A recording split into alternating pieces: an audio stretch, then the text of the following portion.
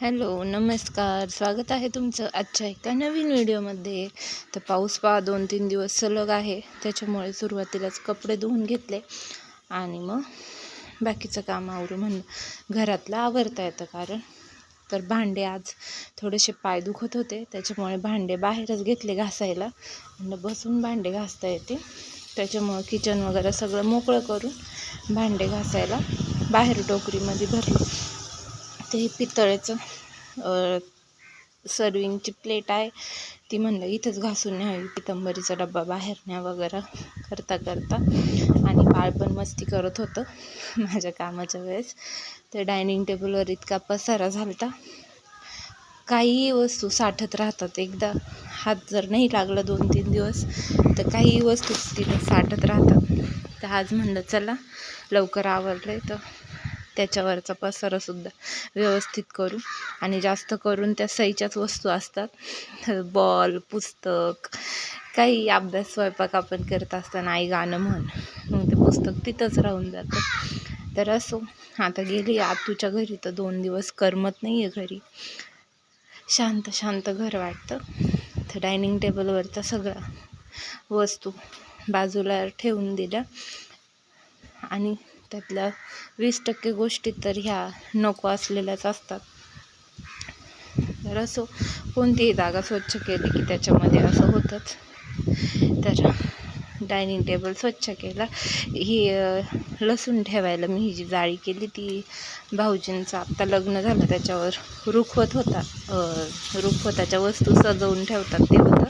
म्हणलं चला लसूण आणि ते झाकून पण राहतं आणि डायनिंग टेबलवर पण शो होतो, त्याच्यामुळे ते डायनिंग टेबलवर केलं. आणि डायनिंग टेबल काढला का त्याच्यासोबतच खिडकी वगैरे पण स्वच्छ होऊन जातं. ती खिडकीलासुद्धा इतके शेतात घर आहे, त्याच्यामुळे इतके स्पायडरमॅन आणि ते आहेत घरामध्ये का तुम्ही आज पुसलं तर उद्या लगेच तुम्हाला दिसेल, इतक्या प्रमाणामध्ये. ते सगळं डायनिंग टेबल वगैरे पुसून घेतलं. डायनिंग टेबलवरचं धुवायला नको म्हणलं, ऑलरेडी इतके कपडे धुतले तेच वाळले नाही अजून, त्याच्यामुळे ते झटकून तेच लावून दिलं आणि सगळं सामान सेट करून दिलं. पहिला जो ट्रे वगैरे होता तो घासायला घेतला, मग त्याच्यामुळे हा दुसरा ट्रे वगैरे मांडला. डायनिंग टेबल म्हणजे आम्ही जेवायला तर बसत नाही, पण मग ओटा छोटा आहे त्याच्यामुळे मग मी ठेवते. हे पाणी वगैरे ठेवता येतं आणि दिसायला छान दिसतं आहे वस्तू घरामध्ये, त्याच्यामुळे मांडली.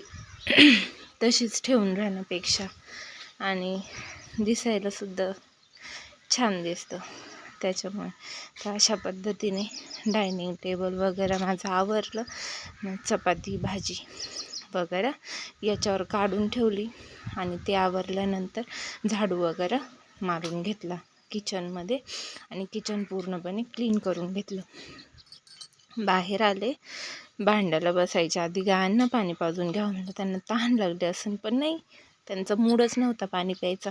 पाऊस चालू होता त्याच्यामुळे मग त्यांनी तर काही पिलं नाही. मग बाहेरचं आवरून मी घरात आले. आंघोळ तर सकाळीच केली ती, पण पावसाच्या गडबडीमध्ये पाणीसुद्धा आलं आणि पावसाचं पाणी जर गेलं तर परत येत नाही, त्याच्यामुळे मग पाण्याचं काम सगळे आवरून घेतले. नंतर आवरे म्हणले आणि बघा मस्त अशी तयार झालेली आहे. आणि आता तयार झालं फ्रेश वाटतं. 2 दिवसापासून थोडंसं थकवा येत होता, पण आज पुन्हा बरं वाटतंय.